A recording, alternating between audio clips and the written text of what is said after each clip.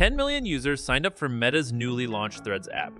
In its first 7 hours, the company's chief Mark Zuckerberg says he pitched the app as a friendly rival to Twitter, which was bought by Elon Musk in October. Experts say Threads could attract Twitter users unhappy with recent changes to the platform. Threads allows users to post up to 500 characters and has many features similar to Twitter.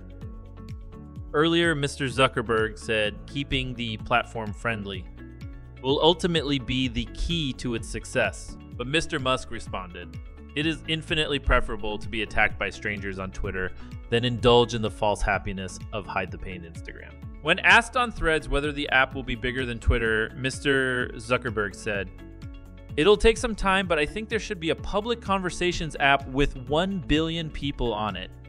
Twitter has had the opportunity to do this, but hasn't nailed it. Hopefully we will." Competitors have criticized the amount of data the app might use. This may include health, financial, and browsing data linked to users' identities, according to the Apple App Store. Some users have also expressed concern that it is not possible to delete your Threads profile without deleting the associated Instagram profile, Meta told the BBC. At this time, you can't delete your Threads profile without deleting your Instagram account. This is something we're working on. In the meantime, you can deactivate your Threads profile at any time. Deactivating your Threads profile will not deactivate your Instagram account.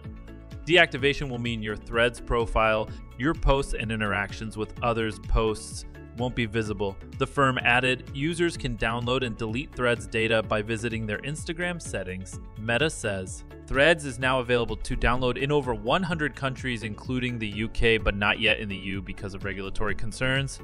Initial version Meta, which owns Facebook and Instagram, called the new app an initial version, with extra features planned, including the ability to interact with people on other social media apps like Mastodon. Our vision with Threads is to take what Instagram does best and expand that to text. The firm said prior to its launch, despite Threads being a standalone app, users log in using an Instagram account.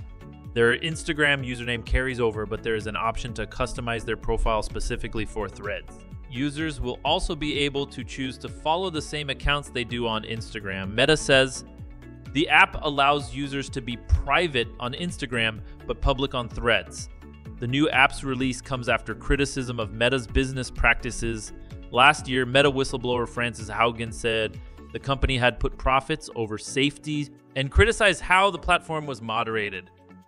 The company was also rocked by a scandal in which it allowed third parties, including British political consultancy Cambridge Analytica, to access Facebook users' personal data. In an apparent reference to this controversial past, Mr. Musk joked on Monday, "Thank goodness they're so sanely run."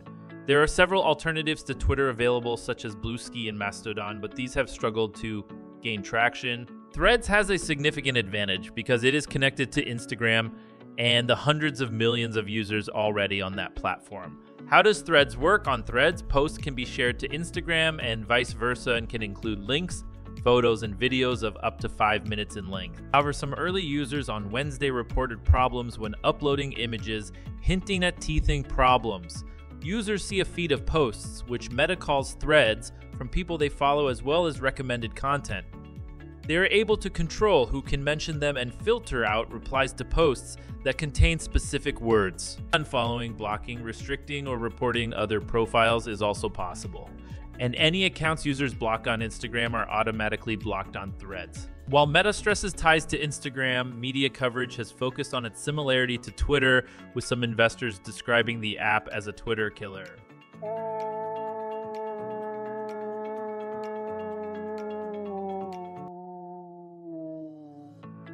On Saturday, Twitter boss Elon Musk restricted the number of tweets users could see on his platform per day, citing extreme data scraping. It was Mr. Musk's latest push to get users to sign up to Twitter Blue, the platform's subscription service. Twitter has also announced that its popular user dashboard TweetDeck will go behind a paywall in 30 days' time. Since Mr. Musk took over, many users of Twitter have publicly expressed their dissatisfaction with the platform and his stewardship, citing erratic behavior and political views. Last month, Mr. Musk and Meta boss Mark Zuckerberg agreed, possibly in jest, to a cage fight, and Mr. Zuckerberg's early posts on Threads mentioned his interest in mixed martial arts.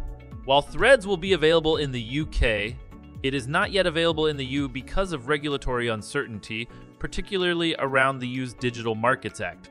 But the company says it is looking into launching in the EU. The act lays down rules on how large companies such as Meta can share data between platforms that they own. The sharing of data between Threads and Instagram is part of the issue. A U.S. federal judge has limited the Biden administration's communications with social media companies which are aimed at moderating their content. In a 155-page ruling on Tuesday, Judge Terry Doughty barred White House officials and some government agencies from contacting firms over content containing protected free speech. It is a victory for Republicans, who have accused officials of censorship. Democrats said the platforms have failed to address misinformation. The case was one of the most closely watched First Amendment battles in the U.S. courts, sparking a debate over the government's role in moderating content which it deemed to be false or harmful. The White House said the U.S. Department of Justice was reviewing the ruling and deciding on its next steps. Our consistent view remains that social media platforms have a critical responsibility to take account of the effects their platforms are having on the American people, the White House said in a statement. It added that platforms should make independent choices about the information they present.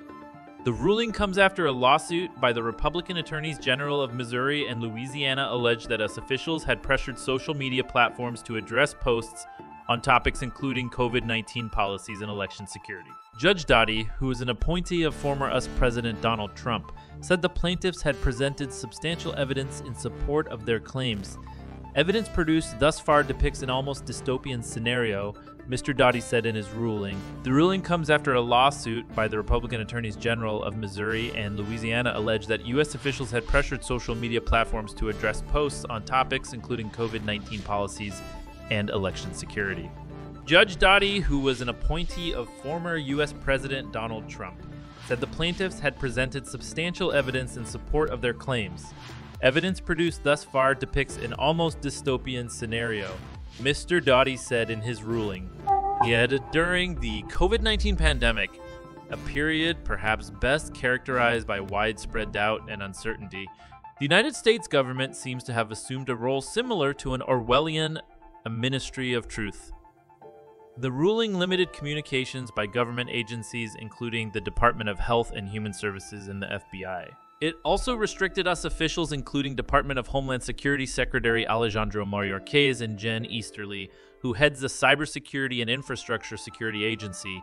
However, it made exceptions for contacting firms to warn them about risks to national security and criminal activity. Judge Doughty also referred to several email exchanges between White House executives and social media companies. This included an April 2021 email by Rob Flaherty, who was formerly the White House's Director of Digital Strategy, to employees at technology giant Google. In the email, Mr. Flaherty said Google's video sharing platform, YouTube, was funneling people into vaccine hesitancy. This is a concern that is shared at the highest levels of the WT, wrote. Google did not immediately respond to a BBC request for comment. Social media platform Twitter, which is owned by multi-billionaire Elon Musk, did not directly respond to a request for comment. Meanwhile, Facebook and Instagram owner Meta declined to comment on the ruling.